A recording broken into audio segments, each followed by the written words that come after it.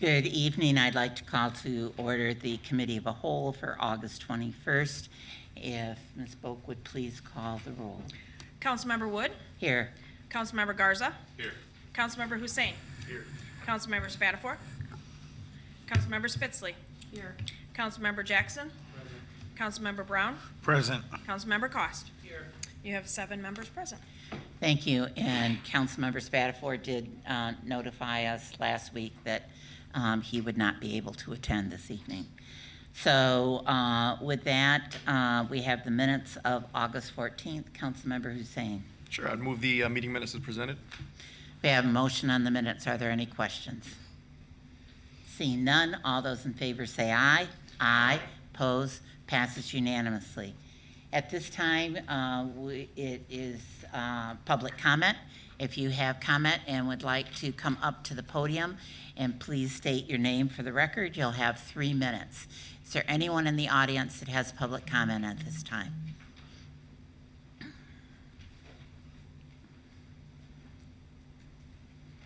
Michael Lynn, good evening. Good evening. Here to discuss letter D, the outside counsel determination for Campaign Finance Act investigation. Sad to see that this agenda was written up to express that this was Campaign Finance Act investigation, although it has clearly been stated over and over and over and over and over and over and over and over again. This has nothing to do with Campaign Finance Act. I'm hoping that that's not going to deter you all from doing the right thing here, or it won't give the city attorney some legal leg to say that you can't discuss the actual ethics violation that you all talked about last week and that we have been saying constantly. I'm just really praying that we're not going to hear some BS like that here today. I'm sure he's probably got a stack of books of law and reasons why you guys can't talk about the ethics complaint. With that being said, I think it's time for you all to set a standard. Everybody in this community has to move a certain way. City employees, elected officials, citizens, we all have procedures and things we have to do and how we have to handle ourselves. And I think that our administration, is especially the mayor, has been able to kind of circumvent all of those for way too long at this point. And I think that what we're seeing with the ethics complaint that you all got emailed to you, and I have copies of here just in case nobody printed them out, I'll hand these to you all, is that's what happens when an accumulative nature of getting away with murder happens. I mean, when you're just able to just move how you want to move for as long as you do, you start to get emboldened. You start to do things that we've documented in here, and just because you believe you don't have anybody that's watching it. They say in like reality TV, after about 5 minutes, those people forget they're being recorded. So they start saying stupid stuff. They just didn't think anybody was paying attention, or they just themselves forgot they were being recorded. Well, after 5 years of getting away with everything from constitutional violations, just along the line, long list of things that any citizen wouldn't get away with, this mayor got loose. And unfortunately, he did something that a snapshot was taken, just like anybody when they commit a crime. You can think 2 weeks later that I wish I had never done that, but unfortunately you did. And as I've been told thousands of times when I had context and excuses, unfortunately you gotta be held accountable. I think this is that moment.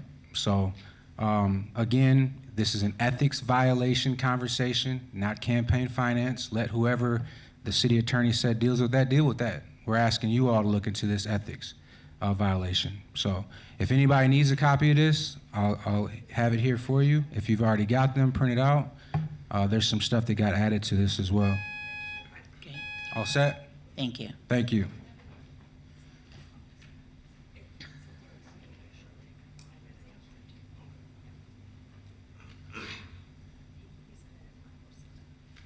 Good evening. My name is Rosalind Williams, and I'm here to talk about the item C under number 5. Unfortunately, and I was looking on the screen, it says the mayor is our CEO. Well, as the CEO, he has a board of directors, which are people like me, the voters, and to see that, as I read number C, that He's gonna create this committee, but they won't have an input. Well, they can say, but they're not able to make the decisions. It's actually gonna be a real detriment to our city, especially now when we're seeing gun violence is on the rampage. We're seeing 12-year-olds being pulled over, not with one car, two car, but multiple cars. And you're saying that the city, people like me or the board of directors can't have a say in what needs to happen with these laws and legislatives and how these different entities should be sought, run, and how we need to come together as a whole is a problem for me. I read the directives. They were good at one point, but somewhere along the way, again, our CEO lost the directive, and now he covers up everything. Even standing in this meeting months ago, he showed that it's about Brown, the BIPOC people, and I'm just gonna say that. He doesn't care as long as his agenda is passed. And so again, you're going to accept that his agenda gets passed. I'm sorry, you all were voted for. Please start talking to the people that voted for you because you're missing a lot. I care about each one of you, but I care about the people in my life, in the city much more. And as your board of directors, we need to now move and start shifting to hear your people, your board of directors, the people that put you in those seats, because we're hurting. We're seeing life fall away on the wayside. We're seeing things being taken away from us that we need to make a community grow. I have brown boys, and my boys are leaving this city because of things like this. I let my 15-year-old read this. He said, Mom, that's crazy. Am I gonna be able to have a voice? What if they pull me over for just being black? That's what's happening. Who's going to protect me? Who's going to be my voice? You all are our voice. How are we gonna fix this? That's all I'm saying. Thank you. Is there anyone else that would like to address the council at this time?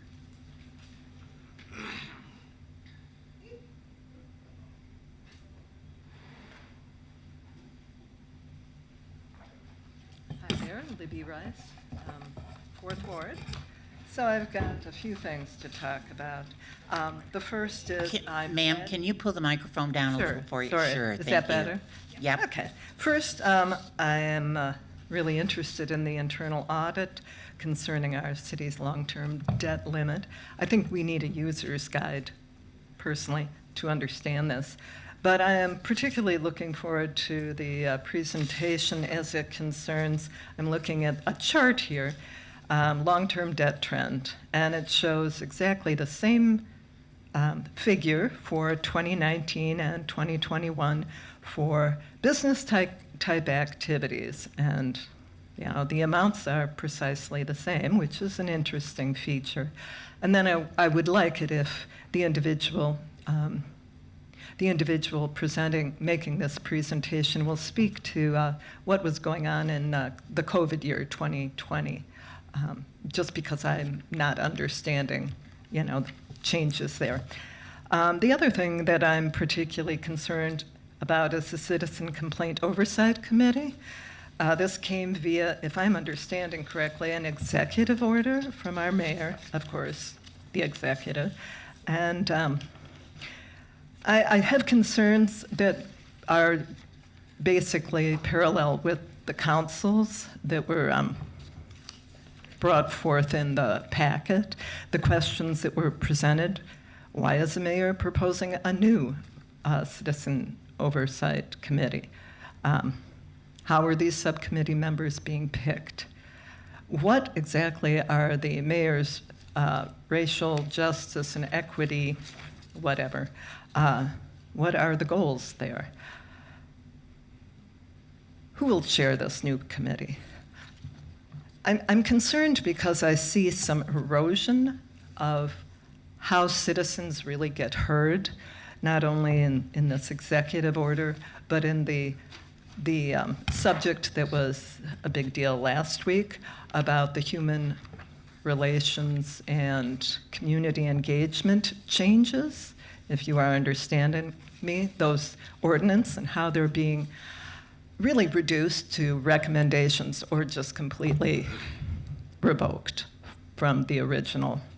I hope the council really takes a good look at that and sees between these two, the executive order and the changes to the ordinance, which I am understanding the human resources and citizens engagement or whatever. between the two of them, they're really eroding our process here as individuals, as citizens, to come forth and make complaints that actually have impact. I hope the council responds favorably to not passing those changes to the ordinance. Thank you very much. Thank you.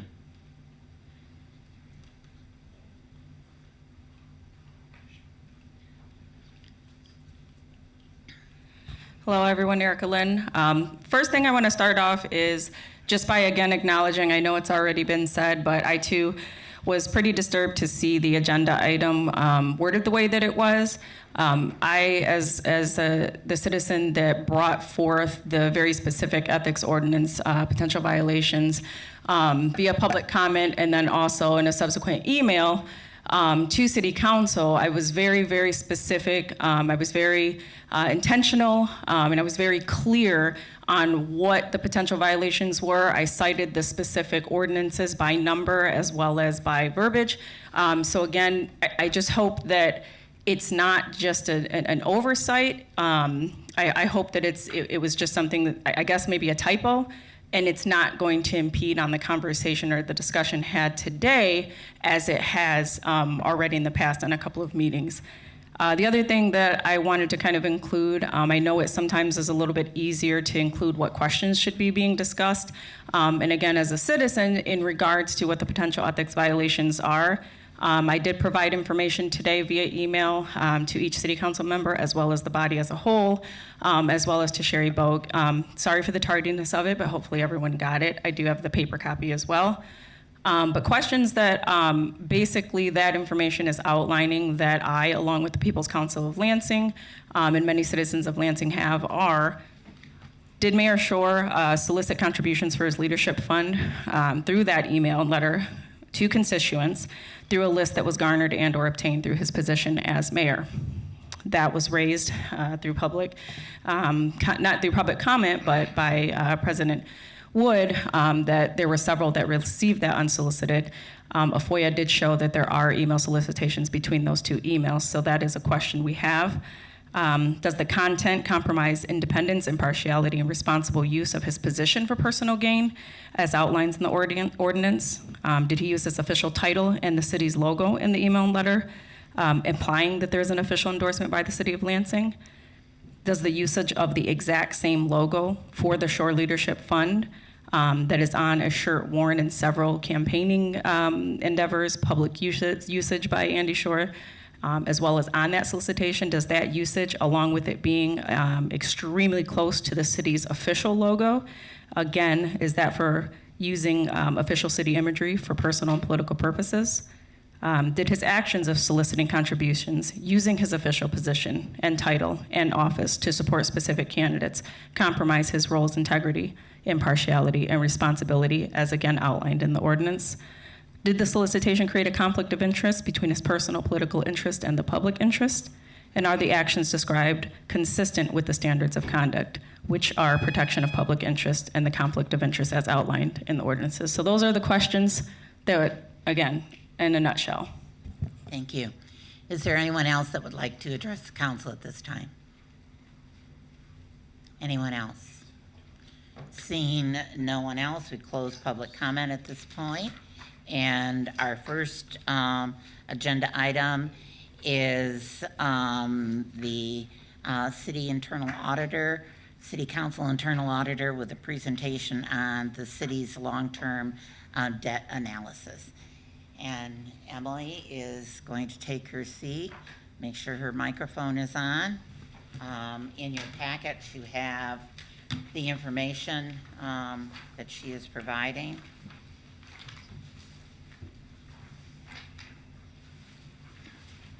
We're ready whenever you are.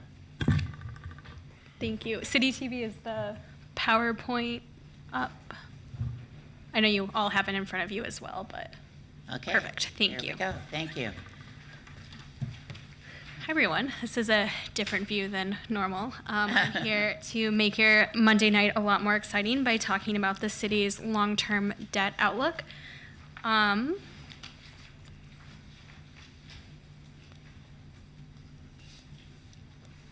Next slide.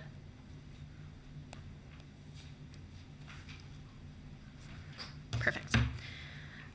So you all have the entire report in front of you, and I'm happy to go over anything in more detail or talk to any of you separately about it. As of now, I'll just do kind of a broad level overview, and per what I was telling Councilmember Jackson earlier, try to use as few actual numbers as possible to make it a little bit easier, but I will be using some. So the purpose of this report is to compare the 2022 financial report that came out at the end of the audit season in terms of our long-term debt to get a better understanding of the City of Lansing's long-term debt trend. To clarify, this report is intended to be supportive in nature and does not include data after June 30th, 2022, which is notable for a couple of reasons that I'll get into later.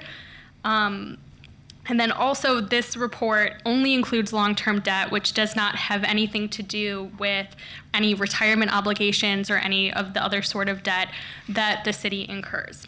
So with that out of the way, long-term debt, as an executive summary, is an important funding source for local government entities for infrastructure improvements and other items such as, but not limited to, subsidizing economic development. It's really a policy tool in a lot of cases. The use of long-term debt financing can be used to circumvent short-run pressure to raise taxes or to cut spending to pay for critical and required services or improvements. So as I said, it can be a powerful governmental tool, but should be managed judiciously and not abused.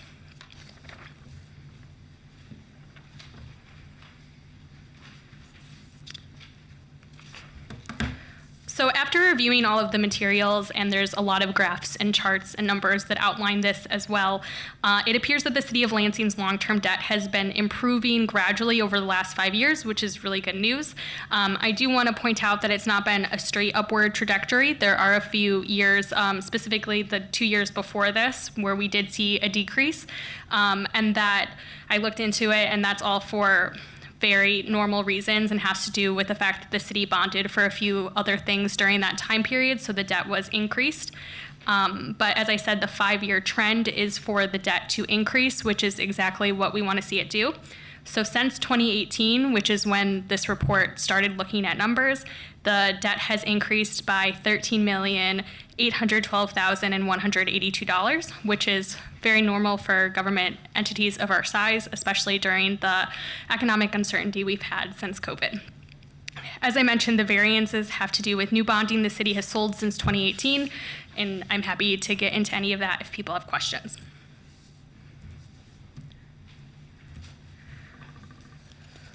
So first we'll talk about general obligation bonds. So this is the vast majority of the long-term debt the city has. So this is about 77% of governmental and business type entities. For a little bit of background, government issued general obligation bonds to provide funds for the acquisition and construction of major capital facilities. So general obligation bonds are direct obligations and pledge the full faith and credit of the government. These bonds are issued as 10 to 30-year serial bonds with varying amounts of principal maturing each year. And also to note, because of rising interest rates, these are such long-term bonds that over the 30-year period, it is possible to refinance for them. So these interest rates might be high if we're looking at them today. So in terms of the general obligation bonds the city has, and there's also pie charts in your packet that will break this down a little bit more in depth if you would like. The total governmental activity general obligation bonds due within 1 year is about 1.2 million, and then the total business type general obligation bonds amount due within 1 year, which is the vast majority of general obligation bonds, is about 10.609 million. So the combined total due within a year of general obligation bonds is about 11.8 million, which again, very normal, and the city is on track to handle that. So next we have revenue bonds. So these are a little bit different. So revenue bonds are 6% of governmental and business type activities. So this is a much smaller portion of the city's overall long-term debt. But these are bonds where the income derived from the acquired or constructed assets is pledged to pay debt service. So basically you're looking at this for a lot of enterprise funds, things like that. And for the most part, the city has used these with sewer bonds, things like that. So the total business type activities revenue bonds amount due within a year is about 1.55 million. And pledged revenue, just as a note, the city has pledged future sewer customer revenues net of specified operating expenses to repay 9.425 million in sewer revenue and refunding bonds issued in 2013. Proceeds from the bonds providing finances for the construction for various sewer project infrastructure. The bonds are payable solely from sewer customer net revenues and are payable through 2028. So that's an important note. That money will come from nowhere else. Annual principal and interest payments on the bonds are expected to require less than 14% of net revenues, which is good. The total principal and interest paid for the current year and total customer net revenues were about $2 million, a little and change, and 26.3 million respectively. And if you want more information broken down there, it is in your packet, and again, happy to answer any questions.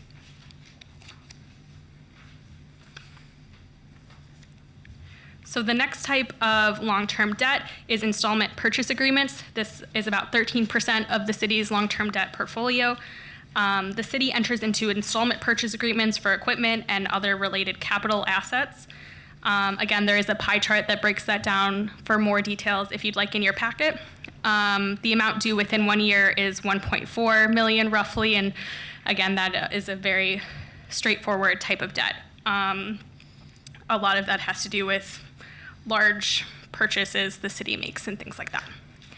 The next is loans payable. So this is the smallest portion of the city's debt portfolio. So this is about 4% of governmental and business type activities. And this is when the city enters into loan agreements with certain state agencies for program purposes. So total amount due within 1 year is $793,620, which, as I mentioned, is the lowest portion of our long-term debt. And then other important notes, the net bonded indebtedness for general obligations of the city shall not exceed 10% of the assessed value of all real and personal property in the city. So that's an important note just to keep in mind. And then this, oops, sorry, if you could go back to the previous slide, thank you. So you have a lot of charts and graphs and things in your packet that, again, we can get into in more detail, but this one that I put up on the screen is probably the most important one. If you just wanted to look at one of them and see the overview of how the city's long-term debt is looking. So that is the long-term debt trend. As you can see, it did go up last year a little bit because of those projects we bonded for, and then went back down as we are starting to pay those off. And then as a note, if you want to go to the next slide, thank you so much. So one thing that is not reflected in this report due to timing is the 2023 public safety bond. So that will have a large impact on these numbers. So as soon as we know the full details of that and have audited numbers on that, I will be updating this for you all.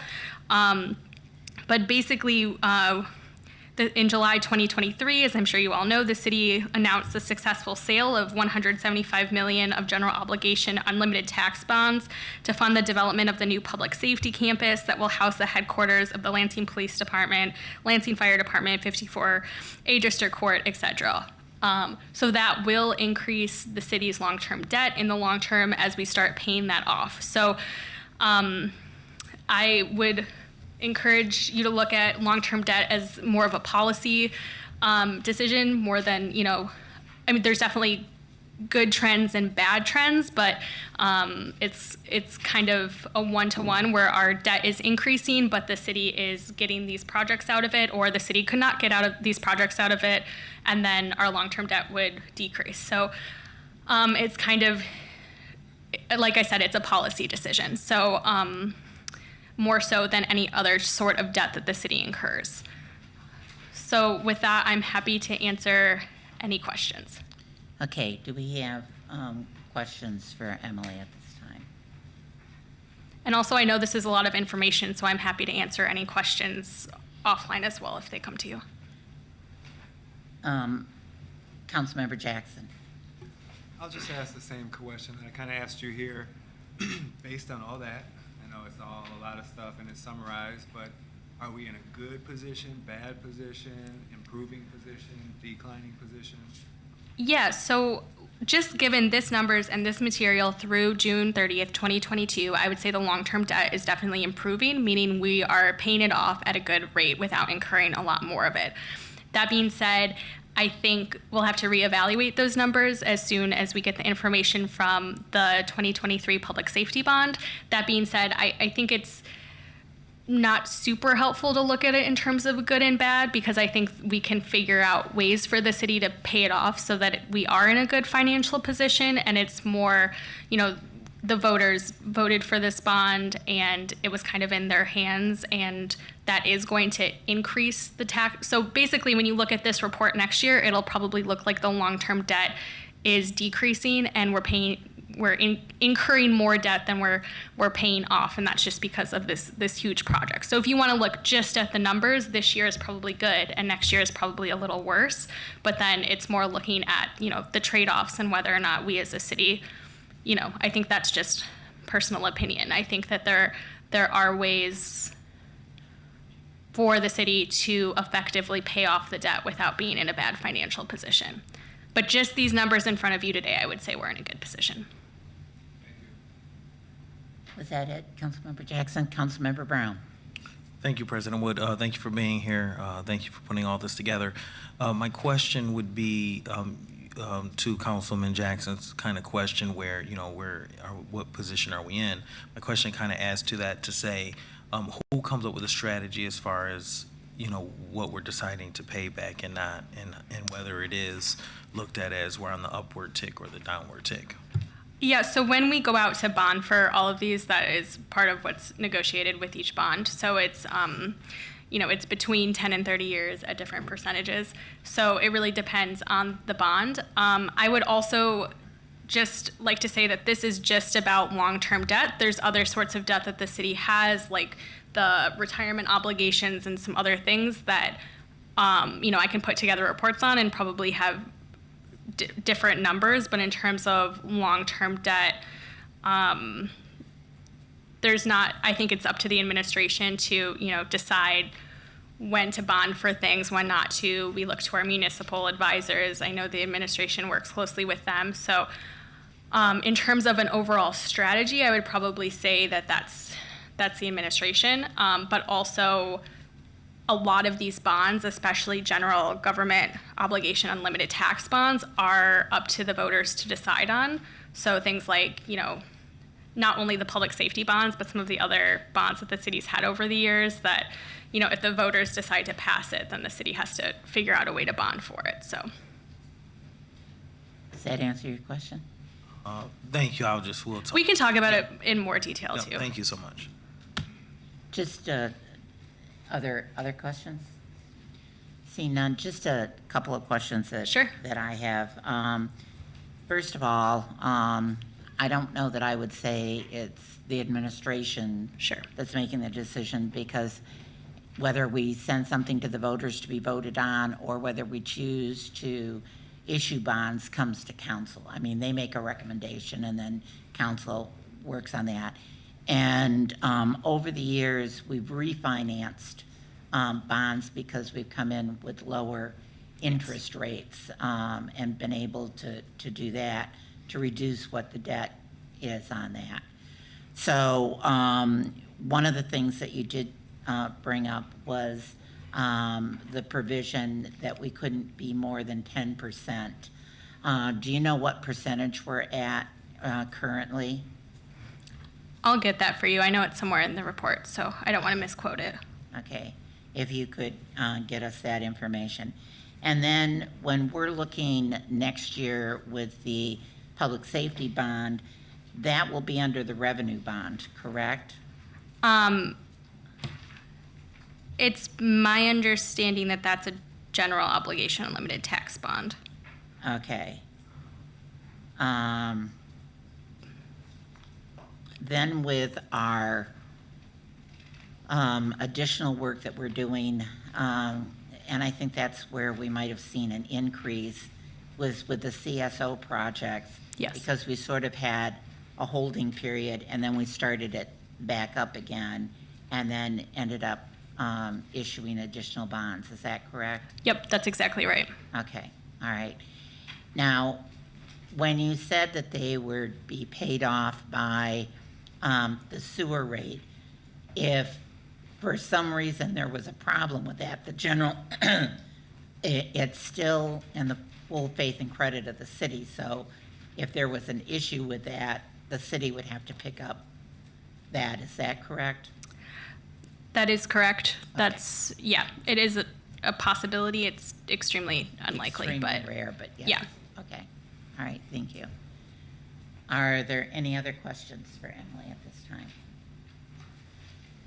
Seeing none, we want to thank you, Emily. This is something that's done yearly by the internal auditor to go over that information, and we appreciate you putting together the report and getting it ready for us. Yes, of course. And I anticipate probably having an update before another year goes by once those numbers are finalized for the 2023 public safety bond. Okay, thank you. We appreciate that.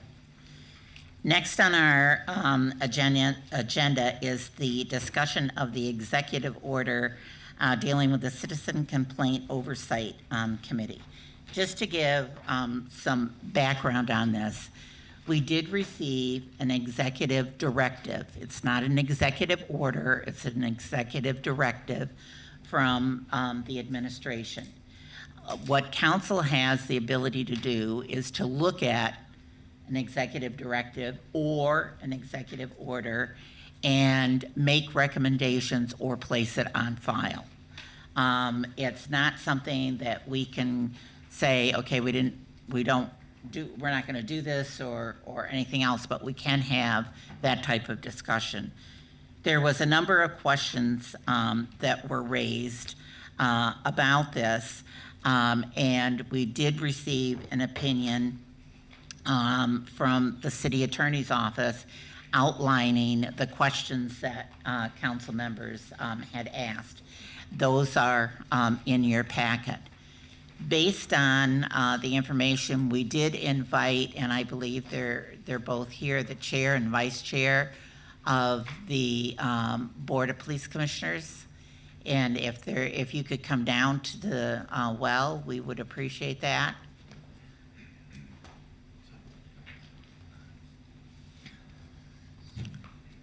Sam, is it just you? Okay. He watched the door, so yes, Mark. Madam President, we have also members of our, Kim Coleman is here, who co-chaired the MRJEA. But we're not discussing that right now. They were central in making these recommendations. They'd be We're very not helpful to this. discussing that right now. Okay, they'd be helpful for the discussion. We're not discussing that right now. Thank you. The executive order, one of the questions that came up during this process was the fact that the Board of Police Commissioners have rules and procedures that they adopt. And the directive from the mayor was to make changes to the rules and procedures that were part of the Board of Police Commissioners. And so one of the reasons that we wanted to first talk with the Board of Police Commissioners was we realized that according to the charter, that the Board of Police Commissioners take advice from the chief and the mayor as they're making their determinations. So Sam, what we wanted to have from you was to have a better understanding as to your review, and we know that right now you have a 3-person committee that's made up of the complaint committee, and what the recommendation is to change that to a 4-member committee that's still made up of the Board of Police Commissioners, and that that's appointed by the chair of the Board of Police Commissioners. Is that correct? That is correct. Can you push the little green light down at the bottom? Yep.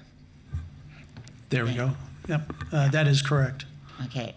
And can you tell us your discussion about changing this from 3 to 4? quite frankly, I've not been part of that discussion up until just this past week when I became vice chair. So I don't know how to answer that for you at this point in time. All right. I see Patricia had, Councilmember Spitzley. Thank you, Madam Chair. Thank you for being here. There's like 2 other commissioners. I don't know if one of those that just came in was the chair or vice chair. I don't know. Yeah. Thank you for coming on down. Yeah, Mark broke it. Mark broke it. Mark broke it.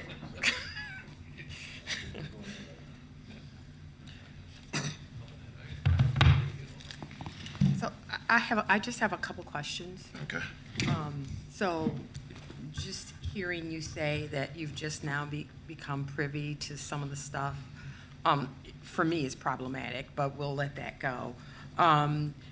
My question is it your understanding that this new committee will not be members of the public, but existing Board of Police Commissioners? That's what I understood, yes. Okay.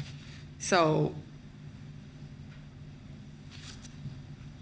I mean, okay.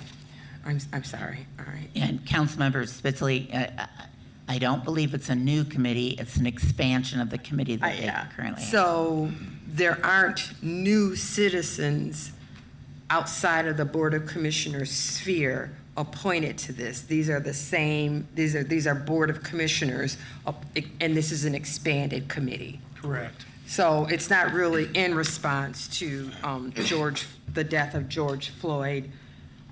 It's just an expansion of existing one, and I find it hard to believe, and this is not, please, I'm not directing this to you, I'm just getting it on the record, that the listening and empowering people and organizations to help the city gain a better understanding of the disparities that exist. I don't think the intent was to add one more person. I mean, do you have an understanding of what the thought process was to not have a true outside citizens committee? And then I have one more question. Did you understand that question? Yeah. So the thought process behind that is this individual needs to be a sworn individual on the commission. And so that's the reason why it's not an outside member of the community that could join. Okay. All right. But again, for the record and not, the members of the Board of Police Commissioners are citizens. Correct. That are appointed by the mayor and confirmed by council. So you are citizens. So. Correct. And I agree with you, Madam President. They are citizens. I just think that the intent was to have a separate citizens, but I agree with what you said. So the last question, because I mean, this is nice and everything, but it's kind of a mute thing since we don't really have any, we really don't have any power over this, or we don't really have any input in this final thing. So my last, so it's I'm not going to really waste a whole lot of time asking a bunch of questions that I have, but the last thing I wanted to look at is under the charter on Chapter 3, Board of Police Commissioners, it's 5-301-4. It says the board in their rules shall establish a procedure for receiving and resolving any complaint concerning the operation of the department. Does that include police officers? Yes. Okay, so you have, and I'm assuming that's the formation of the Citizens Oversight Committee to fulfill that? So we already currently have a commission investigator, Ms. Moses, and so through her, Okay. the commission investigator, Ms. Moses, through her work, that's how we get to the bottom of those issues. So we already have her in place, and what this was to do was to strengthen the board itself and strengthen the committee itself.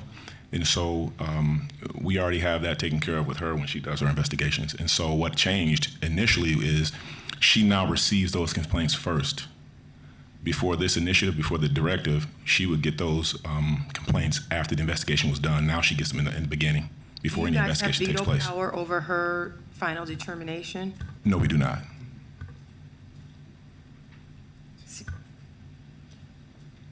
She serves Both Human Resource and Community Services, and then also the Police Commission. She serves you. Correct. Just so the ordinance says she serves the Board of Police Commissioners. Correct. You So- hire her and she answers to you. So The day-to-day operations, she might report. Human Resource, yes. Yes. But Correct. she's, yeah. She serves the Board of Police Commissioners. So Correct. my question again is, since the complaint comes to her first, Correct. if her determination is that there is some wrongdoing, okay? Now it comes, so she makes that determination. Her determination is not standalone, it has to come to you guys to what, ratify it, approve it? What's the process after that? If a complaint was aggravated up the matrix, then yes, we would review it, and she has the authority and the power to do so.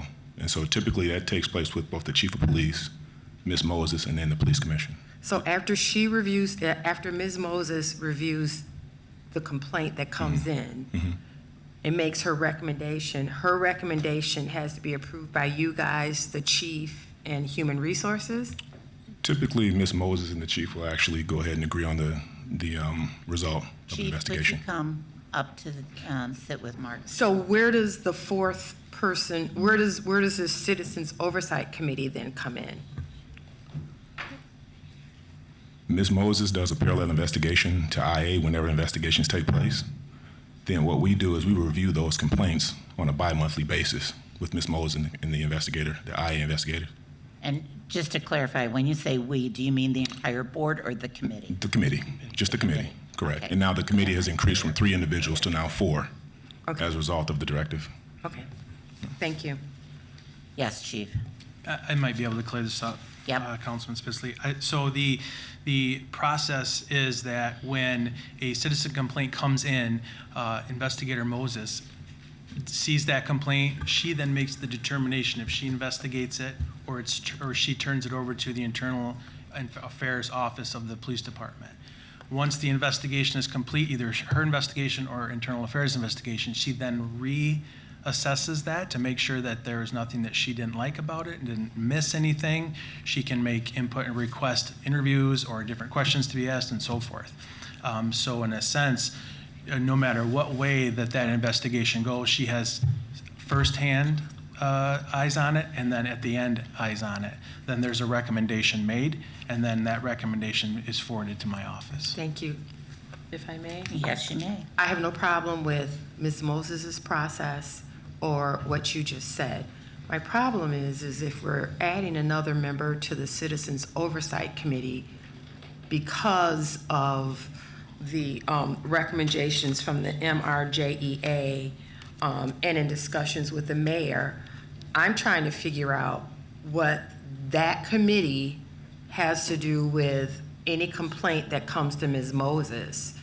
And that's where, for me, and maybe I'm not getting it, which is why I'm just asking, that's where the disconnect comes from. Sure. How is adding another person to your committee assisting Ms. Moses in her very difficult and worthy job, and thank you for your service, Ms. Moses, and addressing the concerns of the residents and the citizens who asked for some input outside the Board of Police Commissioners sphere? Because if you recall, one of the concerns was that the commission operates behind closed doors, that there wasn't kind of a third-party eyes to review what was going on, and it wasn't transparent.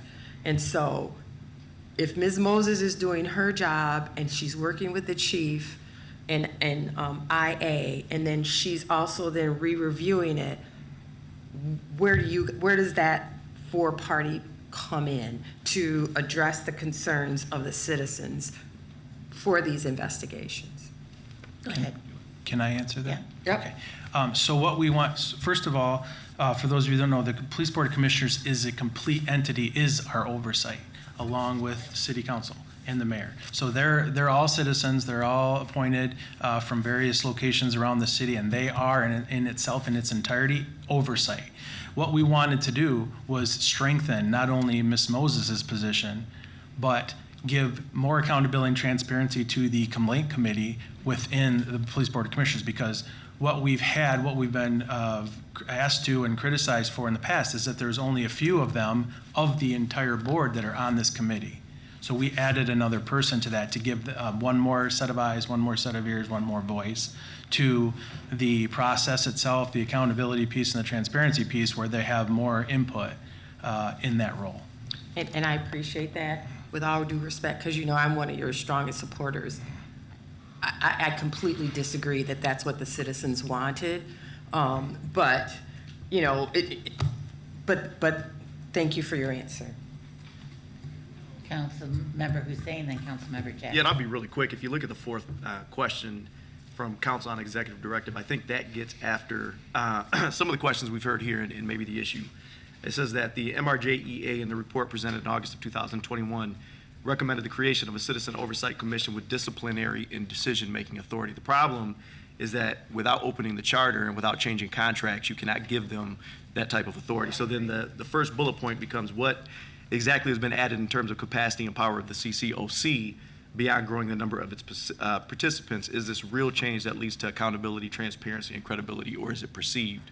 And I think the concern, Chief Soulsby, with an abundance of respect, is that this is perceived. Yeah. Okay. Yes. Yes, thank you, Councilmember Hussein. Yes, another portion of that is that there are certain state laws that prohibit certain entities within a complaint to be seen by anybody other than employees of the police department and or sworn officers. So in a sense, in some of these cases, a civilian oversight committee would only get half of the story. And that's why there's many instances around that that show that there's that citizen oversight, but as far as being able to see the entire story, they're not efficient and effective in that manner. I've got Councilmember Jackson, and then I'll come back to you, Councilmember.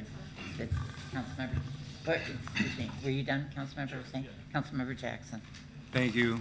Just a few things. So I don't have a problem with a real, genuine effort to try to increase transparency in police complaints, but I don't appreciate any other such efforts. And I'm just trying to get to the bottom of why is this change better? And I'm starting to hear because one more board of commissioner is one more person.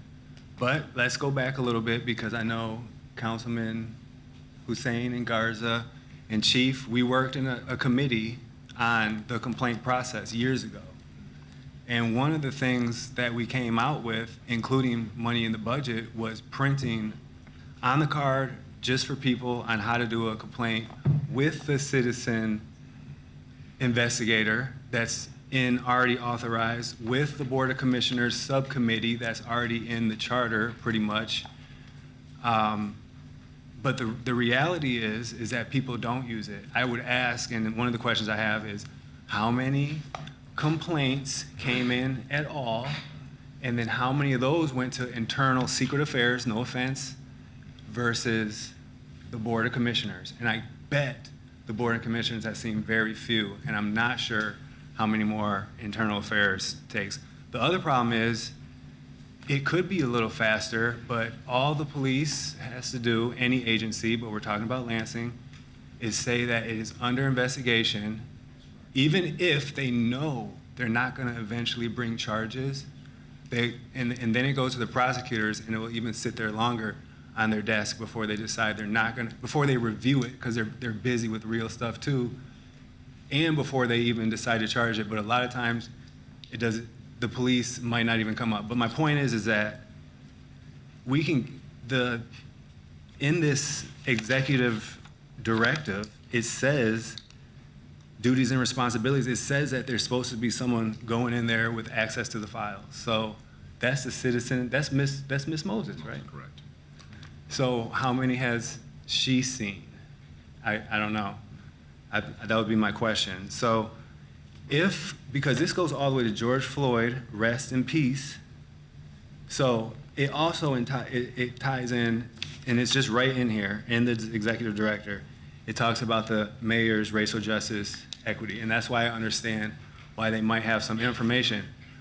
But I would want to hear from Randy Watkins, for example, to say, we came up with, this is what we want to see, better transparency in the police commission or in the police investigations, because we've all talked about that the last number of years, even before George Floyd. So if that's what MRE, you know, I can't even say it, MRJEA suggested, I kind of want to hear it, because I don't think that the Board of Commissioners really, you know, had some say. And if they did, it seems like they could change it themselves or have say, hey, we suggest that we put more people on it and we put one more person on it. Because that would have done the same thing that these 3 pages did effectively.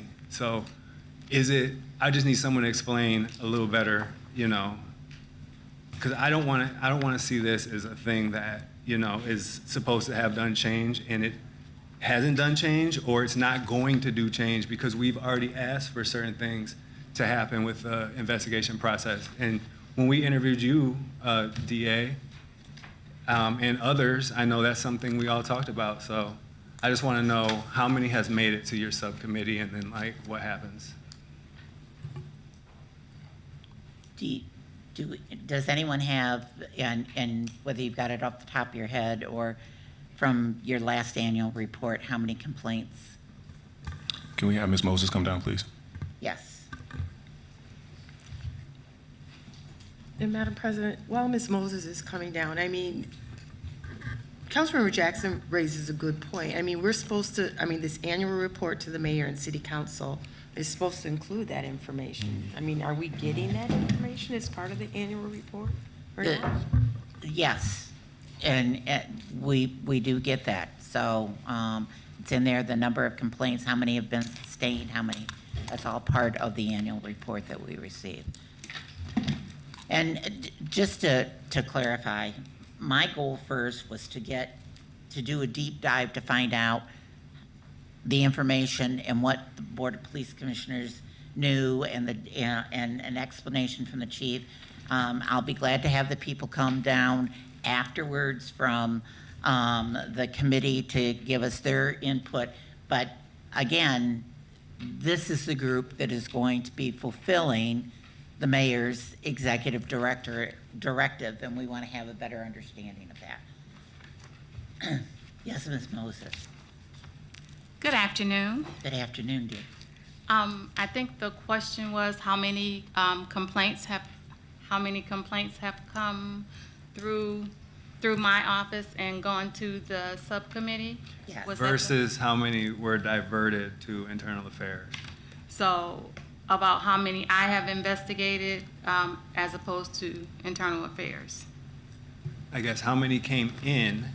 I understand that you're a part of the process. And then how many of those went to internal affairs? So maybe 25 came in last year, 20 went to internal affairs, 5 went to, whatever the numbers are, if you know that, 5 went to the subcommittee. Okay, now I don't have that number. Ms. Can I also add to his question, and that would be, it was my understanding from what I heard from the chief, you see them all before they go to internal affairs. So do you make recommendations that they go to, a portion of those go to internal affairs? And then if you could answer the question, thank you. Yes, I'm notified of all complaints that come in. I have the option of whether I keep a particular complaint or internal affairs keeps them and investigates them. That's that. I don't have a number. I don't have an exact number, but Well, because I have a hunch that a lower number goes towards the subcommittee. So do you know approximately in the last year how many went to the subcommittee? I don't. But what I can say is that all of the complaints, once they are completed, whether they are completed by me or internal affairs, they come back to me. And I review them all, and then I subsequently review them with the subcommittee. So they know about all of the complaints that have come in and have been investigated. Okay, so I'll do this a little differently. So do you think it's more or less than 20 complaints in the last year that you saw It's more, More? yes. Do you think that more or less than 100 complaints? I would say less than 100. Okay. And how many of those, approximately, like percentage-wise, maybe, if you know, went to the internal affairs first? A great deal of them, but I'm unable to attest to that at this time. I don't want to, misquote. But I'm sure I can find the information and get it to you. I guess let me ask this then. Has any complaint ever been substantiated as a complaint that, and I've heard Chief talk about it before, that needs follow-up training or punishment, if you will, or, those type of things? Has there been any of those? How long have you been investigator? About 2 years Okay. here. In the last 2 years, has there been any of those type of complaints? Yes. Yes. So when it's substantiated, what happens to the person who made the complaint? Who calls them and tells them what happened? Well, whoever handled the investigation, we usually either do it by, mail or, do it in writing. Okay, so, I'm all for a strong citizen investigator, commissioner investigator, and subcommittee. And I'm for a board of commissioners that, can make suggestions, just like I'd be for the mayor's racial justice committee that can make suggestions. I just want to hear it kind of from them, especially if it's something so serious that we've already had problems with, because as far as I know, people aren't really making complaints because for either they don't know or they don't trust it yet, and I think that's a problem. So if we could hear more about things, how it comes to the subcommittee, and DA, if you're in that, I mean, you could tell me if you hear any. I don't know if it's a big secret or not, but just so we can hear that stuff happens, and then maybe people are like, well, so-and-so's, that officer actually did get in trouble for that, and, he had to take off without pay, so maybe I feel a little more comfortable saying my complaint, if those happen. But I don't know if they do, because we might have a perfect squad. Well, I can assure you that it does happen, and I've served long enough to see reprimand on both sides. So, and what I mean by that is officers who have been blamed for actions that actually didn't fit after the investigation had taken place, but then also officers who were absolutely held accountable for their actions. So,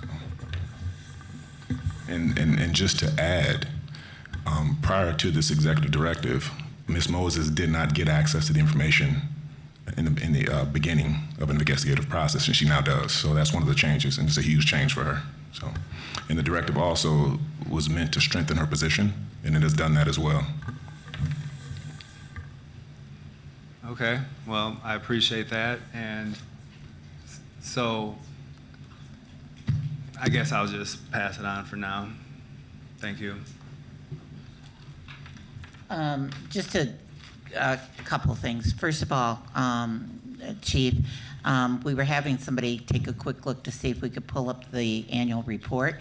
Unfortunately, on your webpage, the last one is 2021, so if you could look into that and make sure that that gets updated, because I know that there was one that has come out since 2021. So if you could take a look at that, we would appreciate that. And then, second of all, I know that since there's been a citizen investigator, one of the things that we had talked about, and I appreciate, the fact about having information on cards and that you can pass out to people, or on the back of a business card, that information, if someone has a complaint, that they know how to do it. I'm not sure whether that's been done or is being done.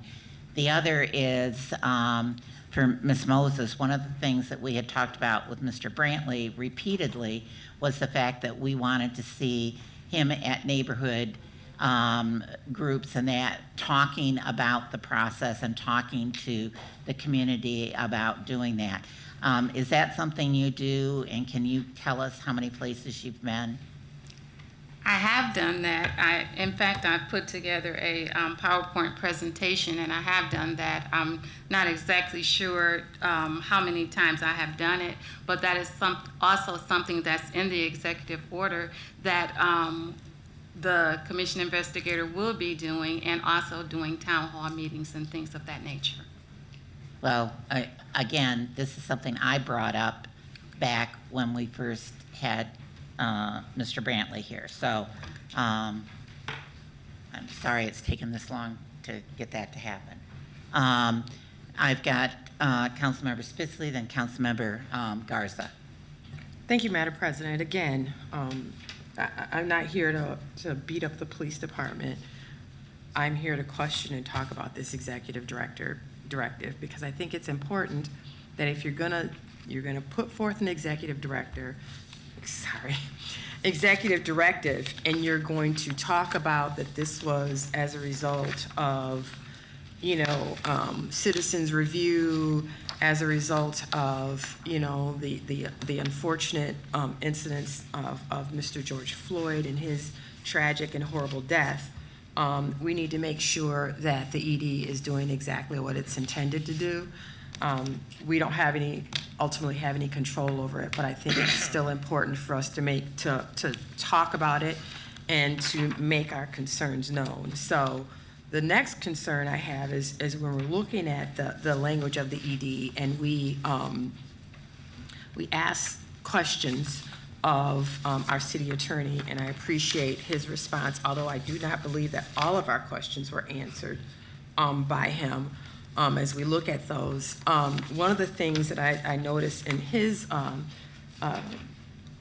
memo back to City Council is the first question, does ED comply with the charter and current ordinances? And it says yes, and it talks about 5-301.4.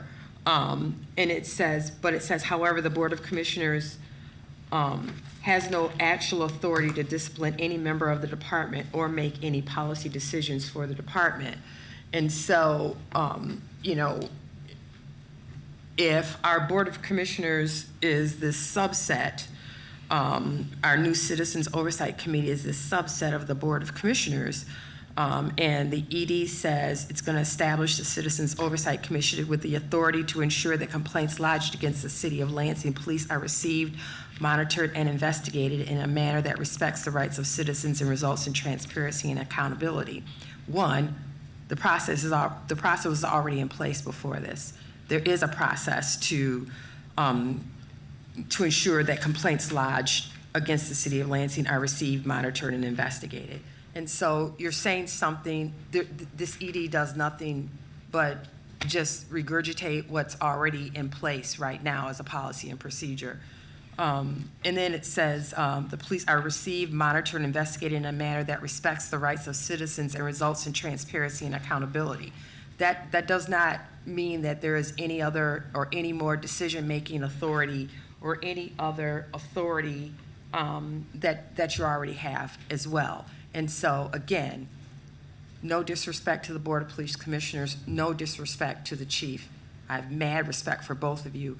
This does exactly what you already have authority to do. And so it's not adding another layer of accountability, because just adding another fourth person does not give you guys any more authority than you had before to do anything. The ED currently says investigated in a manner that respects the rights of citizens and results in transparency and accountability. I don't know about, anyone else, but when I read that stuff, I try to read it, in plain language. I don't know what that means. So, that could mean anything. And so without any type of guidance on what that means by respecting the rights of citizens and resulting in transparency and accountability, again, the ED doesn't give any more authority than we already have, other than adding another Board of Police Commissioner. And so for me, when I have to go out and I have to explain this to the residents of the City of Lansing as to what exactly was changed, I can in good conscience tell them that this ED or this expanded Police Commissioners Oversight Committee does anything more than we're already doing. And it doesn't add any more accountability or transparency than we already have. And so for me, that's the most troubling part about this. My concerns is about the language of the ED, what it's supposed to do, and what it actually says. That's my concern right now. Thank you. Chief? Thank you. So yes, to break this down, yes, the authority doesn't change. However, we've added more oversight, which is the whole point of this process. The Police Board of Commissioners, the citizen investigator, and the subcommittee is another oversight. What we did was empower the position of the civilian investigator to see that. Now, the Police Board of Commissioners does have input on policy and procedure. We have that in place. They review our policies, our procedures. They give us recommendations, and this is something that everybody wants us to change, wants us to look at. So they do have that, and it gives another layer of that oversight for us. So like Commissioner Jones mentioned, previous to my administration, the civilian investigator did not get to see the complaints prior to going to the internal affairs. So we wanted to strengthen that position and give the non-police entity the initial oversight, being Ms. Moses' position. She gets initial oversight. She gets a decision whether to investigate or pass. She gets another piece of oversight at the end of the investigation to add or critique or ask for more investigation, and then it goes through if any through the disciplinary process.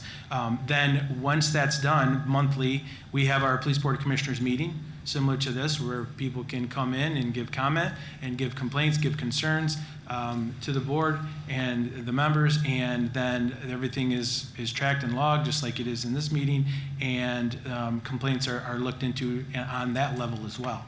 So it's just another layer and an additional set of oversight that we didn't have before, and it gives a civilian, not a law enforcement official, a civilian first crack at it, which we didn't have. And I think that in itself is a huge change in a positive direction.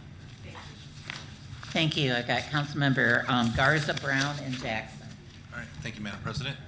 Good evening, Chief Stolzby, Ms. Moses, Commissioner Brewster, and Commissioner Jones. Appreciate you guys being here and helping us better understand this executive directive. This question goes to Ms. Moses. Could you please describe or differentiate, maybe give us an example of what would make a citizen's complaint go to internal affairs other than keeping it in-house? Well, it depends on the nature of the complaint. If it's almost critical, like I do have a problem getting, some information, right? And so if it's a complaint that involves a lot of information that I would not be able to receive, then I probably would give it to Internal Affairs because they have access to that information right at their fingertips, and I don't. And because of CJIS and lien rules and laws, I'm unable to see certain things. And so in order to have a thorough investigation, then I would kick it to them, so that they can, because they have access to more things than I can see. Well, thank you. I appreciate that. Help me better You're understand. very welcome. And just to follow up on that, Ms. Moses, though, once they've gotten that information and reviewed it, you get to review it again with all the information in it, correct? Well, if it's CJIS or lien information in it, they would redact it, but I still would get it. Okay, Yes. thank you. I have got Councilmember Brown, then Councilmember Jackson. Councilmember Brown? Thank you. I was just looking at my notes. Okay. Thank you so much.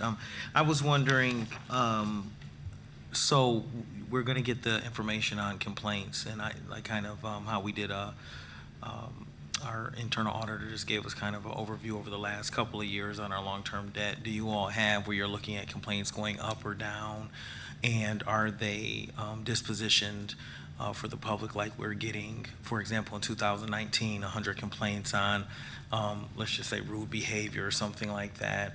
And then now in 2023, we only have, 23, or the average 90% of the complaints you get are in these different areas. Do you guys keep track of any data that way? So to Councilman Jackson's point, the citizens can, realize that, these are things that are happening and that we're resolving and that, potentially the complaints are going down. That's my first question. Okay, I'm going to defer that to the chief. Can you speak to that? Yes, we do track that data. I don't have it right now, but I can absolutely get that for you. Okay, thank you. And then I saw, I don't know who this is to, but I asked that question to say, are we having more complaints because I saw that we're hiring a police investigator, so are we expanding the team to meet the need? I can speak to that. Yeah, go ahead, because that's her position. I was recently promoted to the Deputy Director of the Human Relations and Community Services Department, and so we are seeking a police commission investigator.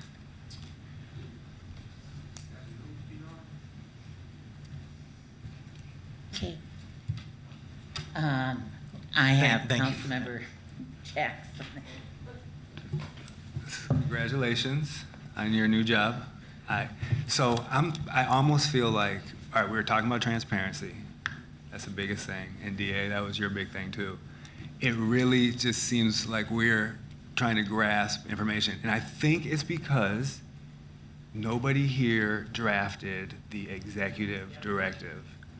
Nobody here did, but everybody is going with it because it's, I guess, in your position to do that.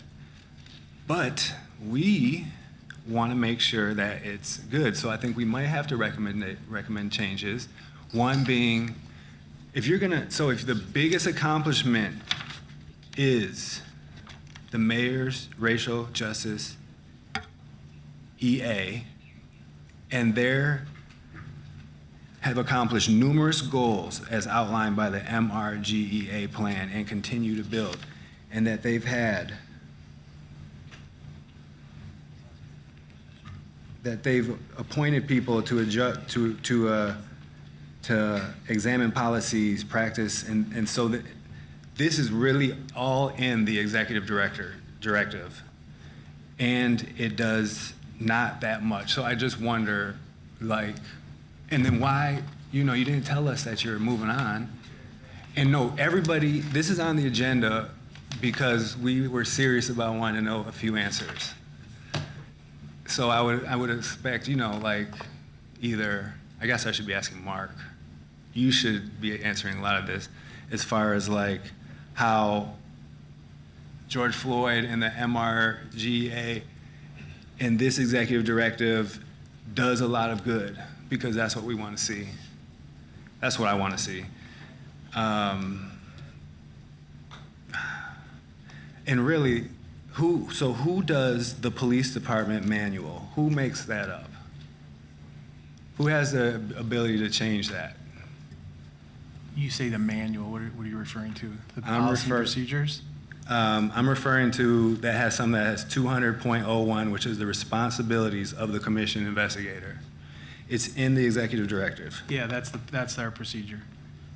So you could change it? Yes, there's a process to change policies and procedures, yes.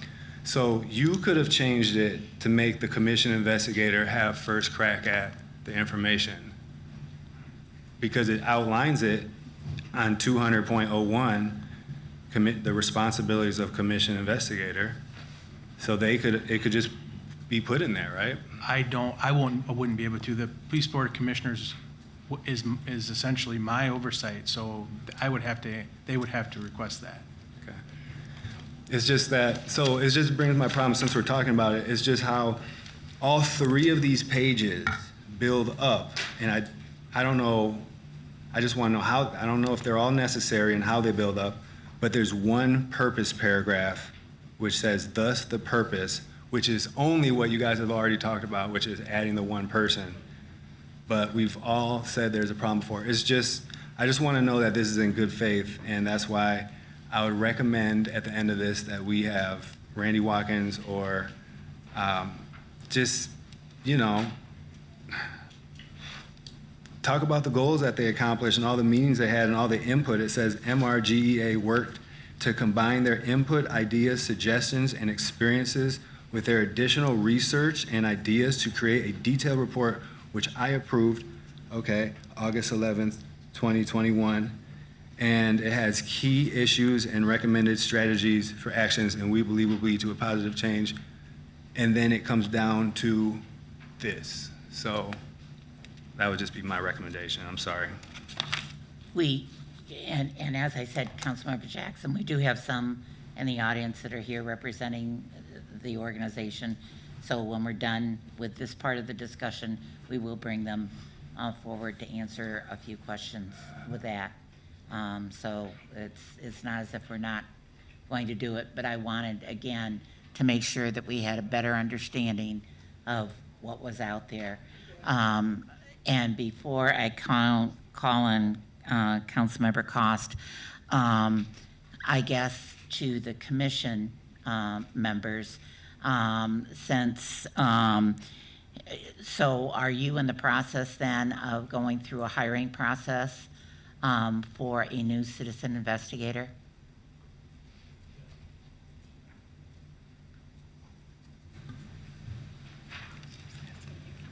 Are you in the, I'm sorry, are you in the process of going through a hiring process for a new citizen investigator? Yes. And I know it took, and Chief, I don't know if you remember how long it took the last time from when Mr. Brantley retired.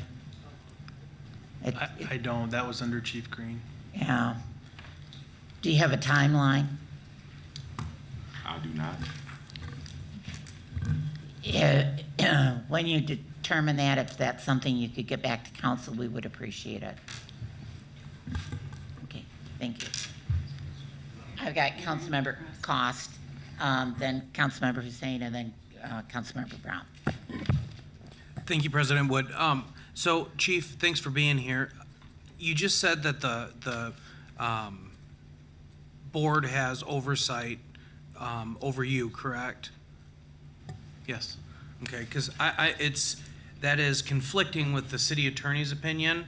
For question 3, does the mayor have the power to do this, where it says it's an advisory board and has no decision-making authority of its own? Could I get clarification on that, Jim?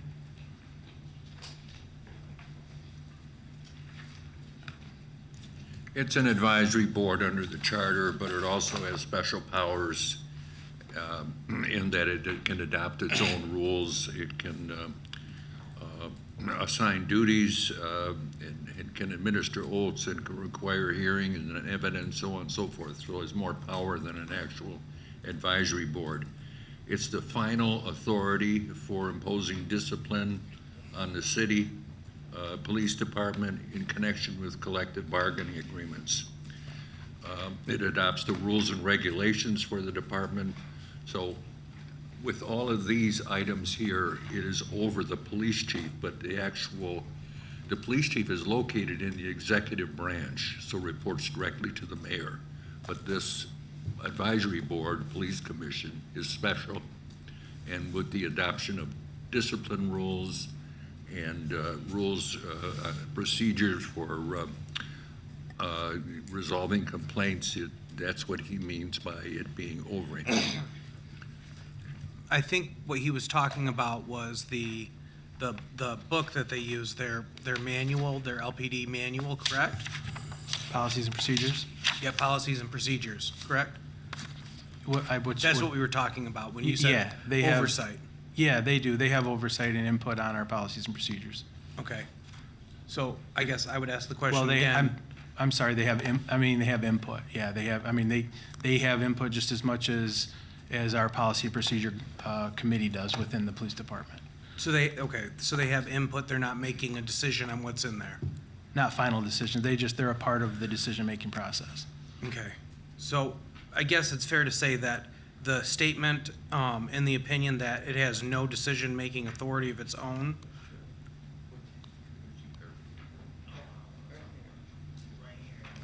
Yeah, is not totally accurate.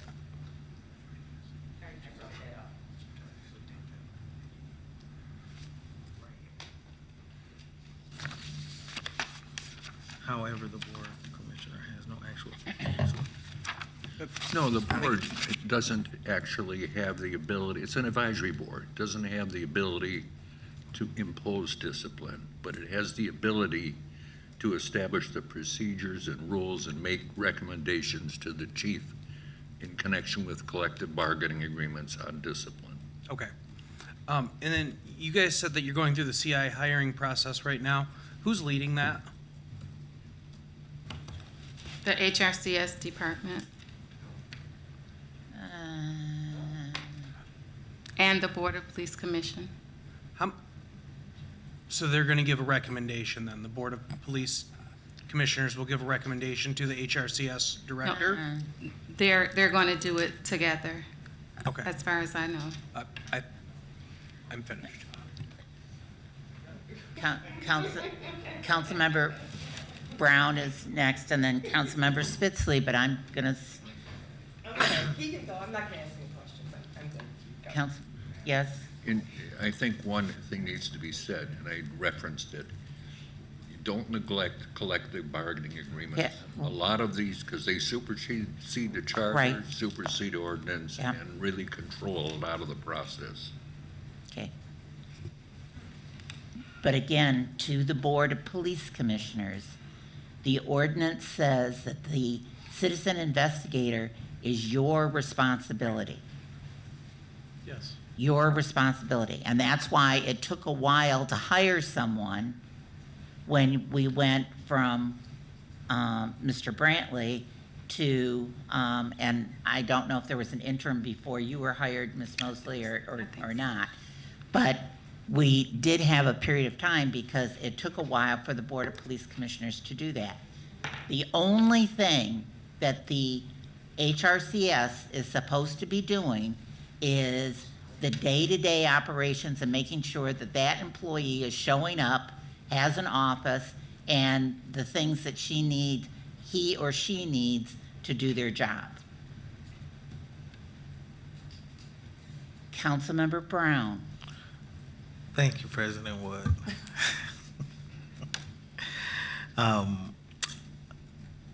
My question to add to a few of these was, I recall too, I was, as a community person, there was quite a bit of time, like almost a year or so, that there was not a police investigator.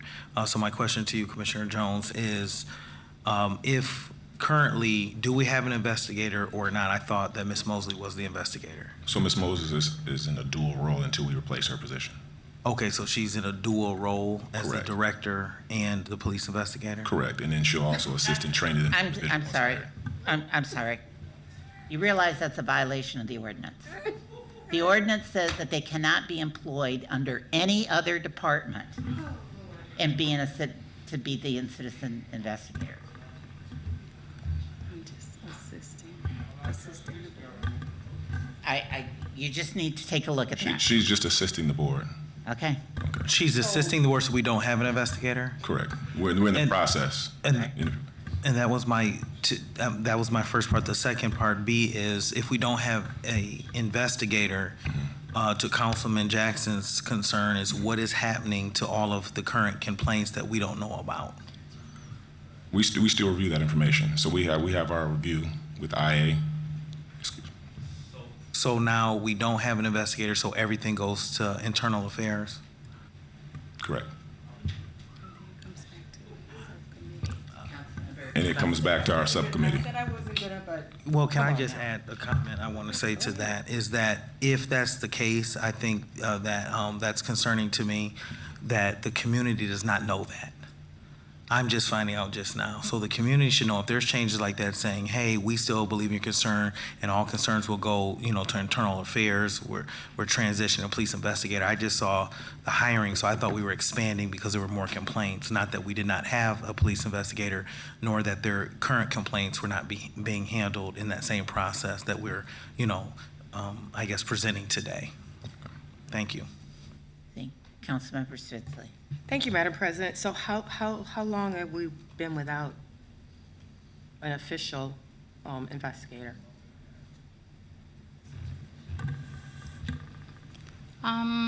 July.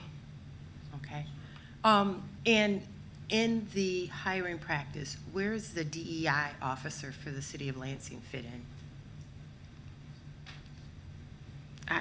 I don't understand your question. Well, we have we hired a diversity, equity, and inclusive officer for the city of Lansing, and I'm trying to figure out where that officer, because we talked about this during budgetary processes, is that the DEI officer is supposed to, one of her duties is supposed to make sure that we are doing everything we can to get the most diverse, qualified applicant pool possible. And so my question is, you know, if HRCS is handling or whomever is handling it, has the DEI officer been involved in writing the position description, making sure you cast as wide a net as possible to make sure that you're getting a diverse applicant pool?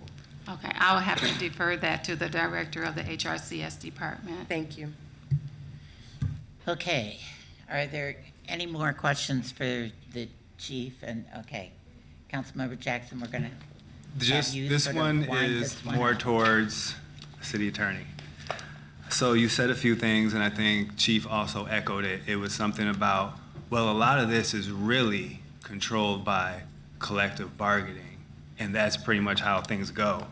So can you explain to us how collective bargaining really affects our ability to have any type of recourse or investigations outside of the process? Or even to have our charter stand up to it?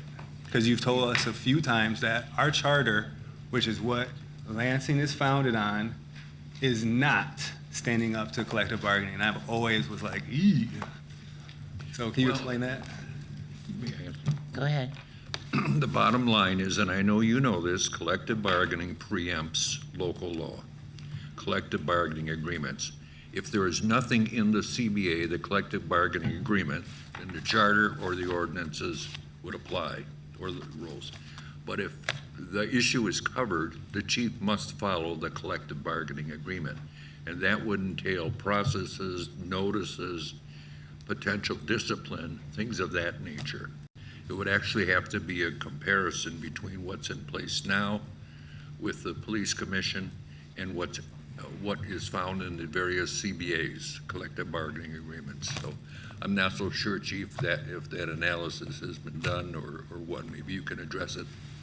Yeah, that's accurate. And I don't have the CBAs in front of me, and we have multiple ones to address the differences between each one of them and how discipline is done. I can get that for you, but I don't have it here tonight to speak on. Okay. And where is that review process done usually? Is that internal affairs or somewhere else? The review process for what? For the CBA version of accountability or oversight. Isn't that done through the labor negotiation? Yes, labor So that negotiations. if there is a discipline, that's reviewed by the labor negotiator to make sure that it meets with the CBA? Correct, through arbitration usually. Is that Elizabeth O'Leary? Yes. All right. Well, that's, relevant to the conversation, at least somewhat, and it's relevant to the executive directive. So, whatever. Okay. One more thing, short. Thank you, very short. To Councilwoman Spitzley's question regarding how is DEI infused into this process, because this is a very sensitive and critical role to our community. I received a concern from a constituent, so I guess this is to the mayor's office, Mark Lawrence. Do we currently have a DEI officer at the city of Lansing? My understanding is that position is vacant. I don't know if somebody is acting in an interim role or not. I can find out for you. Okay. All right, thank you. Thank you, President Wood. All right, thank you. So we do have members of the committee that also had input on this, and if you wouldn't mind giving up your chairs, we'll let you go in the back, and we appreciate your comments, and we appreciate you being here and being under the microscope for this. And just remember, Mark broke the door, so as you go out. That's right.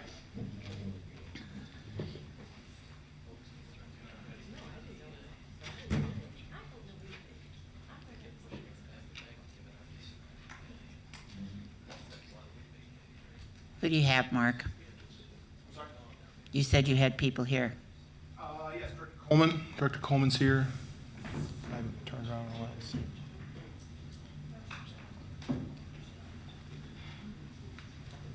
I thought you had. You don't have other members, just Director Coleman? Correct. The other person I was mentioning to you was Ms. Moses. Okay, I think what we'll do is plan to have them and invite more members of the committee at a future committee of a whole, is what I'm hearing from my council members. Is that correct? Thank you. Yes, please. Okay, that's what I'm hearing. So, thank you.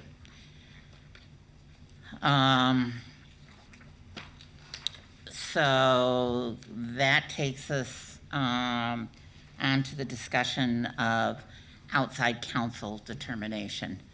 Councilmember Spitzley at a previous meeting asked that we look at hiring outside counsel to look at an opinion that we received from the city attorney's office. The city attorney, one of the things that I did was go back and pull the previous minutes from council actions back in 2005 and the process that was that we went through during that process. First of all, we do have an opinion from the city attorney's office repeatedly telling us that we do not have the authority to hire outside counsel that we're ultra virus. We also do have an opinion from him that says that we as a council cannot enter into a contract. And based on that, the council in 2005 went forward and looked at our outside counsel resolution and then picked a couple of firms that we interviewed and then made a determination and put questions together and had the outside firm give that body a determination based on the issues that they were dealing with back in 2005. Having laid the table for this, I know Councilmember Spitzley just raised her hand first, so Councilmember Spitzley. Thank you, Madam President, and my request still stands. I think that we want to make sure that we are clear in what we're asking for. How this kind of originated was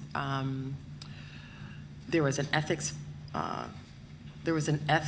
allegation submitted regarding a council member, and I want to continue to say ethics. That complaint was submitted for outside review and recommendations to be made. I'm just asking for the same thing. I'm not alleging campaign finance, but I'm trying to stay within the same sphere of ethics.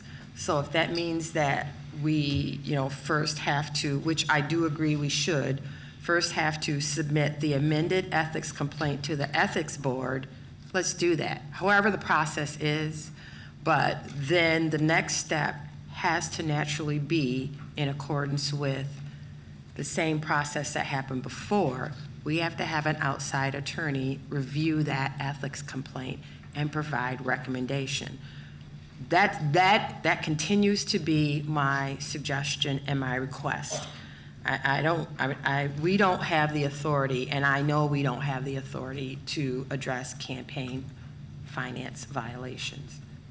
We do because we've received one and we have an ethics board and we have a procedure. I do think we have the authority to say that the ethics complaint needs to be referred And based on that referral, an outside attorney or an outside group needs to review that. I'm going to say it again, because I don't want to go through this whole circular subterfuge. I am not alleging any incompetence. I am not attacking any credibility of our city attorney's office. I'm just looking for a little consistency. Thank you. Okay, thank you, Councilmember Spitzley. Councilmember Jackson. Thank you. So I guess I'm trying to understand the potential order of operations here. One thing I heard you say, Councilwoman, is that we would file an ethics complaint and then have the attorneys look at it? The ethics complaint is not ours. The ethics complaint has already been submitted per letter to the council. So the council as a body then would say, because it's not we can't investigate it. So the council as a body could refer that complaint to the ethics board with a suggestion that it be handled the same way as previous ethics complaints are handled. And I guess two things. One, I am for outside counsel reviewing it for that, but I would rather know, those results, what they think before I, commit to assuming it's a violation or not. We're not, and I appreciate that.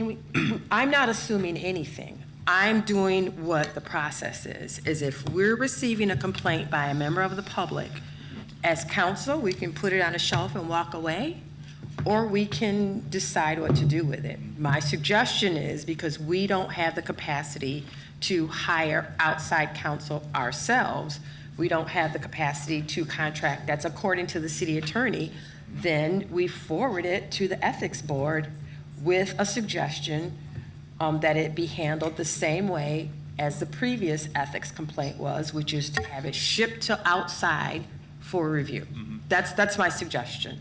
And thank you. Just one more part, and I'll be done. I'm sorry. Okay, if that's what it takes. But also, to save money, if someone has to pay for it, we should take Erica Lynn's list of questions and attach them, because they sounded like good questions for the most part. Okay. So we give them some direction, and they don't have to just go all crazy. Okay, I just want to clarify something, first of all. We received a complaint or a letter that came to us from the Lynns. We, as a body, referred that to the ethics board. The ethics board then had, which the city attorney staffs, is the legal representative, wrote an opinion stating that the complaint that came to them was related, just let me finish, was related to campaign financing. When this came back to this body, we were not happy with the information that we received, and part of it was because it was done, and no deference, but it was done by the city attorney's office, where when it dealt with a council member, they had asked an outside firm to look at it. So what this body decided to do was to ask that that opinion that came from the city attorney be reviewed by outside counsel, and this body voted 7-1 to hire an outside attorney to look at that. Thank you, Madam President. What I said was I would go back, because I knew what we were going to get from the city attorney's office, that I would go back and show you the method that we went through in the past to be able to do that.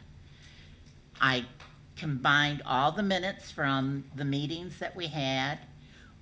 The president at that time was Councilmember Allen. We put together, we chose a firm.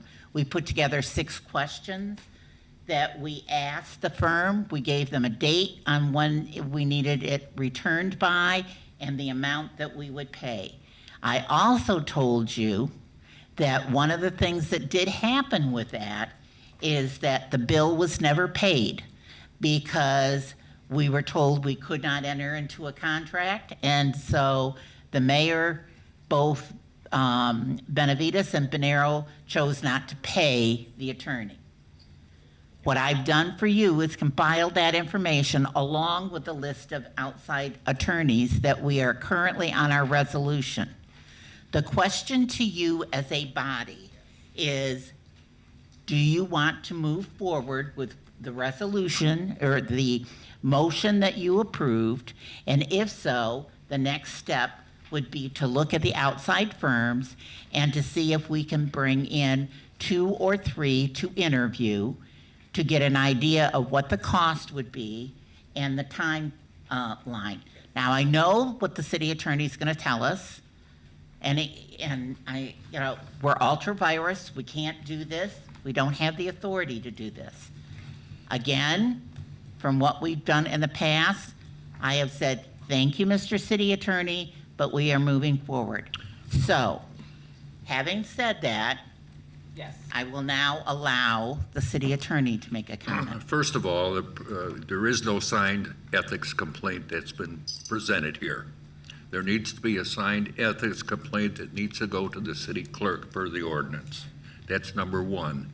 Number two, there have been many, many opinions concerning the ability of the city council to hire an attorney, and the opinions have been uniform.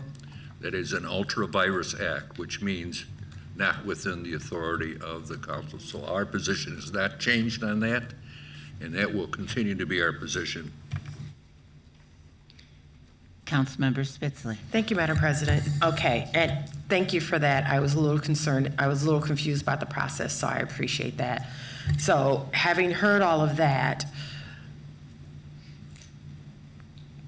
so we as a council need to sign the complaint and submit. I'm trying to figure out where the disconnect is, because the city attorney just said that they don't have a signed ethics complaint. A signed ethics complaint from council or a signed ethics complaint from the public? Individual. Okay, so that's the first thing.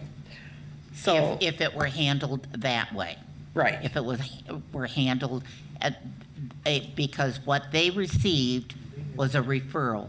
As we know, the ordinance says ethics complaints are supposed to be kept confidential and are supposed to be handled by the ethics board. Then there would be a recommendation that would be made by the city attorney's office, which was done, again, with a council member, which said because of a conflict of interest, they wanted outside counsel. thank you, Madam President. My request still stands. Councilmember Hussein. I guess I have a question for the city attorney, because I'm confused. If what we did was referred the complaint that came into us via email, if we referred that to, at least this is what I'm just hearing, is that we referred to that to the ethics board, and that essentially precipitated an opinion from the city attorney that centered on campaign finance law. What I'm not understanding, if that's what happened, why your investigation into it and your opinion, again, centered on campaign finance law, when clearly what we were looking at was, based on what we saw, was Chapter 290.04, subsections A, B, and D, as well as Article 5, Section 5, Sections 501.1 and 5-504. So why did you focus on Campaign Finance Act when that was never Because that was discussed, the referenced, question et that cetera? council asked me, and that was the answer I gave. One particular council member here asked that question, and we wrote that opinion for that council member because it did turn out not to be an ethics issue, but rather turned out to be a campaign finance issue if it wasn't an issue. Referring to what Councilmember Spitzley mentioned, I just looked at the ordinance, and the procedure says any person files the complaint. Right. And I believe it says verified or signed, but I'm not going to, don't quote me on that. But then it has to go to the clerk, and the clerk has to forward it to the ethics board. What's getting mixed up here are other areas where things followed the procedure and went to the ethics board. The ethics board met and decided to ask the city attorney to bring in a counsel. We recused ourselves because of conflict of interest, and that's why we hired another attorney to do that work. And that's how that procedure was handled. What happened back in 2005, I wasn't here, 2006, but you have the record. Okay, and then just a quick follow-up. When I said, and I've seen it now a couple times, so I'm just curious as to what it's about. When I said that, or basically reiterated what you said in terms of we received this, we referred it to, the two city attorneys in the back shook their heads no, that was not what happened. Are we confused up here in terms of what we did and what that opinion was based on and et cetera? Do you have recollection of this? Yeah. Joe? Yes. May I have Joe as recollection? Yeah, he can sit and.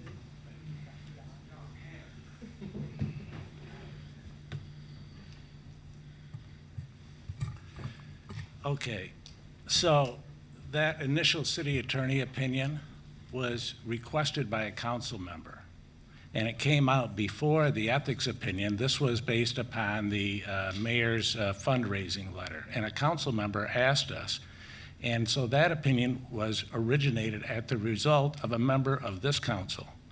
Subsequently, that opinion was not disseminated, and a complaint was filed with this council by a couple of citizens.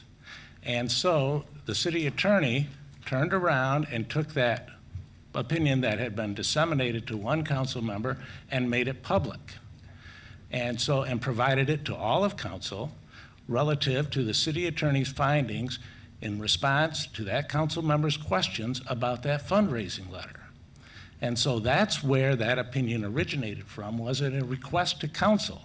Had nothing, the mayor didn't ask for that opinion. Mayor didn't have any involvement in that opinion. That was written by the city attorney in response to a request from a council member.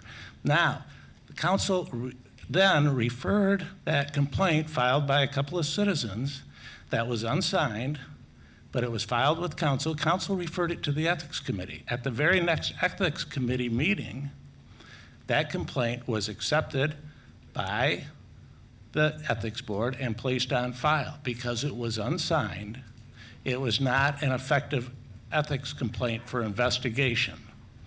However, it has been accepted by the ethics board and placed on file. When they get, if they ever get a signed complaint that's filed with the clerk and presented to the ethics board, then the ethics board has a process for that. Councilmember Spitzley. So do we ever, is there a mechanism where there is feedback to say, because it wasn't a signed complaint, it will be placed on file until such time as a signed complaint? Because I think that if that communication had happened, we probably would not be here. We'd be in a different spot. So that's one of them. My request still stands, by the way, Madam President, but it just seems to me that there was kind of a breakdown in communication. So so then the question is, do we need a signed complaint from the original people who filed it to amend the complaint that's on file with the ethics board? It would be my thought, based on what was just said, is that until there is a signed complaint before the ethics board, they're not taking that up. It has to be signed, whether it's by the individuals that presented it here at council, whether it's council members that sign, whoever decides to sign it, until there is a signed ethics complaint, nothing else happens from the ethics board. Okay. I'll sign it.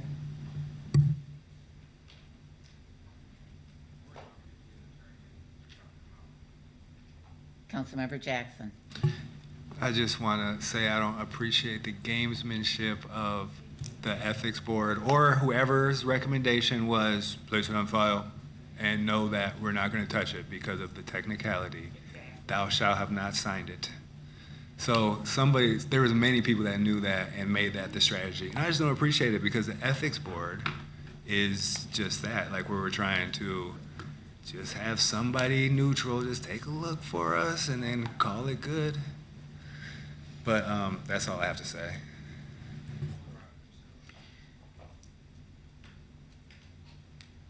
Okay, so what I think I'm hearing is that we're going to wait until after we receive something back from the Ethics Board. Is that what I'm hearing? Well, first of all, we need to close the loop. I mean, you guys know I'm all about procedure, okay? Because procedure is a CYA that covers you. So I am requesting that the Ethics Board come back to us and explain to us what just happened, because I agree with Councilmember Jackson. I mean, I am not happy. To me, this is gamesmanship, and this is something that should not happen. You know, all it took, I request that somebody from the Ethics Board or the Ethics Board send a note back saying this cannot be acted on until it's signed. Now, whether they send it back to council or they send it back to the people that originally submitted the complaint, both, but that is just not right. And it's making me more and more angry. The more information I'm hearing about it is making me angry, because we don't even need to be here today, Monday, August 21st, if they had just sent back a note saying that the complaint needed to be signed. Which is why I will, just like I signed the other one, I will sign it if I have to sign it. I will sign it. It's not, because I think that we need to know the truth. I think that we need to have, if somebody files a complaint, I think that no one should be above having their actions looked at. It's not the fact that I think that something bad happened or that the mayor did something unethical. It's not for me to decide. It's not my role. We have an ethics board that does that. And so as a city council person, of course, if it's brought to council, we have an obligation to look at it and to, process it appropriately. And if that means that I need to sign it, or if that means that we need to send it back to the original people who submitted it, that's fine. But we need to know. And so sitting here in the dark is just makes everybody look. Well, it makes the ethic board look very shady. But it's just not a good look for due process in the city of Lansing. I have an explanation. And I would assume, before I recognize the city attorney's office, that the ethics board would say, Councilmember Spitzley, that we do our minutes, they are online, you have the opportunity to read them. I'm just, I know. Councilmember, City Attorney Smirka. All right, this may be hearsay, but I have the person that was there to make it not hearsay. The ethics board asked the two individuals that were there at the meeting and presenting the complaint. They told the ethics board they were going to file an amended complaint. So the ethics board put it on file until they received the amended complaint, which has not happened yet.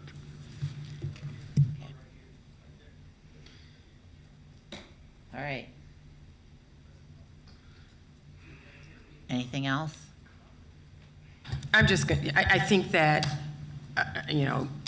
this is out of the ordinary and unorthodox, because usually I would be shouting down a member of the public who's making excited utterances that they're not supposed to be, but he has a point that they're here. I think it's unfair for us to be talking around them, that if Erica is here and she made the complaint, she should be allowed to defend herself. So you're asking? I'm asking for Ms. Lynn to come down in podium. To the podium, please.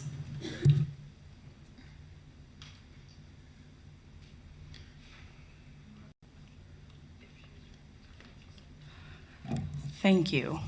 Are you asking questions, or can I give clarification, or how do you want to? Clarification, please. So, at the ethics meeting that I attended, it was my understanding, and that it was intentional that I had not submitted to them officially, because it was my understanding that you all took that step on officially, because it came as a referral directly from the city council to the ethics board, that trumped that step. So that's where I think we're at this impasse, and that's where the clarification is needed. That was an intentional, it wasn't an oversight, it wasn't an unsigned complaint. I sent that to you all to ask you all to sign on to the complaint. When you all discussed it, it was decided here that you all were going to directly refer the ethics complaint in its glory, which was stated to City Clerk Swope. So my understanding, he was CC'd on your guys' referral to the ethics board. It was CC'd to you all. So once you all took that, and it was, again, it was addressed to City Clerk Swope, it was addressed to you all, and then you all referred it directly to the ethics board. There was no questions, there were no objections by City Clerk Swope or by any council member to that process. So it is my understanding that we moved on in the next step. The next step then was the opinion. It is public knowledge, it is on video that the city attorney did state that his opinion was on my ethics complaint. It is stated several times, and I will go back and get all of the audio and video record of that, saying that it was on that. So again, now we're on the next step. You all then disagreed with that opinion. So now we're all backtracking as if none of that happened. It was stated plainly and directly on this dais that that opinion that was given by the city attorney's office was on that official ethics complaint. I remember I was losing it. No, it wasn't, because you kept calling it campaign finance. You had your chance, gave the opinion, decided to give the opinion on campaign finance, even though it wasn't relevant, but it was still an opinion. You all said that opinion is not valid. We disagreed. Thank you, but no thank you. We're now on that next step. That is my understanding. Councilmember Spitzley. Thank you, Madam President. So I think there's two opinions, just to let you know. I think the one is the ethics one, and I think I think there are two city attorney opinions. There's just the one on ethics. I guess, so my thing is a referral from city council. I don't know what that means. I guess I'm confused. So we referred it to, the ethics board. Our clerk got it and submitted it to it. So did the city council then have to sign it, or I don't know what just happened. I'm confused. So us referring it didn't mean anything is what I'm. If you all are willing to accept that. Yeah, I'm just saying. So I'm trying to figure out what the process is right now. That's all, Madam President. Okay. What I'm hearing is that the only way, according to the ordinance, and Joe, correct me if I'm wrong, but according to the ordinance, that the only way the ethics board will look at it is if there is a signature that is signed by an individual. Is that according to the ordinance? According to the city clerk who relays those out. We're gonna need you for the, oh, that's okay, because we're live, we'll need you on the mic. It's been the city clerk's rule, and he comments to people when they don't supply a signed. We've gotten these in the past. We've had them sign the complaints. However, we were informed by the citizens that submitted the complaint to the ethics board, at the ethics board, that they were going to file a new amended complaint. And that's what the ethics board has been waiting on, a signed amended complaint that they represented that night at the ethics board they were going to receive. So we placed the original complaint referred on file, waiting for the amended complaint, hopefully would be signed when it was presented. Erica, is the amended report or amended complaint what you sent to council members? That is correct.